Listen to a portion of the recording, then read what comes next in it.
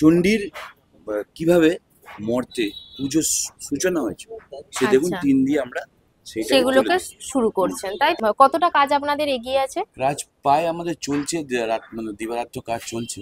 আশা করি মহলার মধ্যে আমরা সবকিছু শেষ করে ফেলতে পারবো। মহলার মধ্যে সবকিছু শেষ করে ফেলবেন।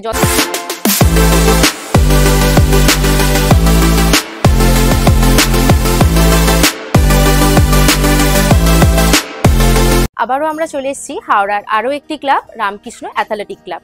এখানে আমি কর্মকর্তাকে পেয়ে গেছি ক্লাবের, তো ওনাকে জিজ্ঞাসা করে নেবো ওনাদের এবারের ভাবনা কি।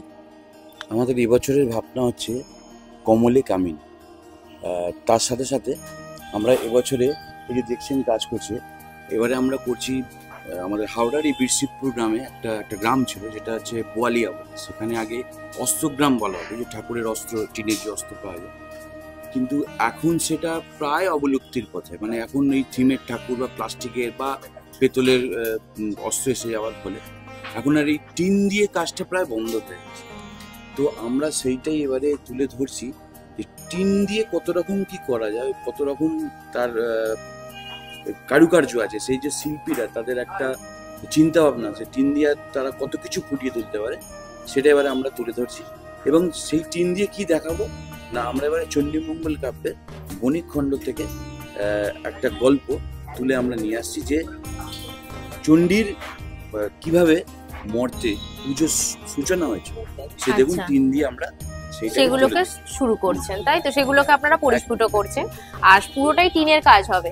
আর আপনাদের প্রতিমাটা কি মণ্ডপের সাথে সামঞ্জস্য রেখেই হবে? বললাম কমলে কামিনী, হ্যাঁ, ওই বণিক ছিলেন, বণিক ছিলেন, ওই বণিক ওই কমলে কামিনী রূপী ওনাকে প্রথম দেখা দিয়েছিলেন, মানে ওনাকে দেখিয়েছিলেন যে কমলে কামিনী রূপটা কমলের উপর বসে, ওইটার উপরই, মানে একদম সিমিলার টু চণ্ডীমঙ্গল। আচ্ছা, ওরকম ভাবে কতটা কাজ আপনাদের এগিয়ে আছে? কাজ প্রায় আমাদের চলছে, মানে দিবারাত্র কাজ চলছে। আশা করি মহলার মধ্যে আমরা সবকিছু শেষ করে ফেলবো। মহলার মধ্যে সবকিছু শেষ করে ফেলবেন। যতটা আপনারা চেয়েছেন, যেভাবে আপনারা চেয়েছিলেন, যে আপনারা সেইভাবে কি আপনারা পরিস্ফুট করতে পেরেছেন? আপনারা যে চেয়েছিলেন যতটা? গৌতম পাখিরা যথেষ্ট, মানে খুব এফিশিয়েন্ট এবং কাজ খুব সুন্দর হচ্ছে। আমাদের খুব যেটা আমরা চেয়েছিলাম সেরকম অনুযায়ী কাজ হচ্ছে। কাজটা আমরা দেখছি, মানে প্রথম দেখেছি একরকম, এখন দেখছি একরকম, আর পরবর্তীকালে আর একরকম দেখবো। এখন যেমন দেখছেন এই উপরে একটা আকাশের একটা করা হচ্ছে, আকাশের মতোই একটা মানে দেখাবে। আচ্ছা, ঠিক আছে। আপনাদের তো অনেকটাই কাজ এখনো বাকি আছে, বাকির পথে।